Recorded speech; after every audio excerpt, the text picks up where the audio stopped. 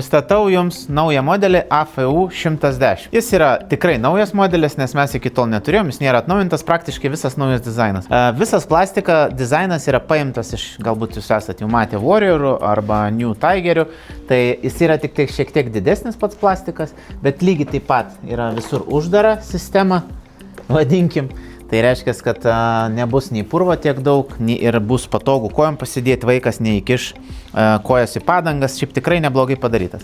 Jis yra skirtas vaikams nuo, manau, 5 metų. Šiaip galima ir mažesniems vaikams, bet jeigu jau pasiekė viską, nes kai kada būna, kad ateina jau, turi ten patirties, jau neaišku nuo kiek tų metų ir važiuoja pilnai su jais, bet nuo 5 iki 8-9 max turbūt. Taigi, čia yra 110 kubikų variklis.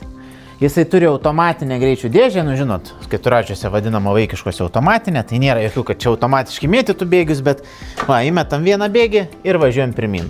Tada turim neutralų bėgį ir turim atbulinį bėgį, nes būna kartais keturračių be atbulinio bėgio, tai labai nepatogu. Tai šitam yra ir šiaip mes dažniausiai tokius tik su atbuliniu ir turim. Turim rėmą, kad ir kaip juokingai atrodytų, kad rėmą mes aptarinėjam. Bet šiaip rėmas priekinis yra svarbus, nes būna, kad kartais vieną kitą tvorą atsirems ar į medį atsirems, žinot, kaip būna gyvenime. Tai svarbu, kad būtų tikrai toks, geras rėmas. Tai jis ir platus yra, apsaugo ir plastiką, reikalo esant. Sakyčiau, nežinau, ar galima įvardinti moderni, bet šiaip modernesnė negu būdavo seniau, tos priekis ir lempos. Pabandykim jums parodyti. Tai yra jau ir ūsai, angel ūsai. Ir yra lempos. Dabar einam į galą. Gale turim lempą, lygiai taip pat atšvaituką, duslintuvas. Kaip matot, visi yra visur patvirtinimai. Tai irgi aktualu, nes plastika gerai laiko, jisai praktiškai nespirokliuoja. Priekinė ir gale aplietas yra plasmasė bagažiukas, nes kitos jau būna, paprastai metaliniai, čia šiaip yra aplietas. Galinė ašis. Hidrauliniai stabdžiai, šakė galinė irgi lygiai taip pat yra, matot, kvadratinė, tai irgi yra aktualu. Amortizacija, pažiūrėkim. Sakyčiau, tikrai puikiai veikianti. Puikiai veikianti. Tai, priekis, lygiai taip pat. Šiaip gerai veikia tikrai. Kas nustebino? Taip, ne tai, kad nustebino, bet šiaip kaip ant tokių mažiukų dažnai, žinokit, nededa kažkokių labai rimtų amortizatorių tam, kad jau pilnai gerai veiktų. Bet šitie tikrai labai gerai veikia ir atšokinėja. Priekiniai būgniniai stabdžiai, jeigu jūs matote, tai yra su trosais.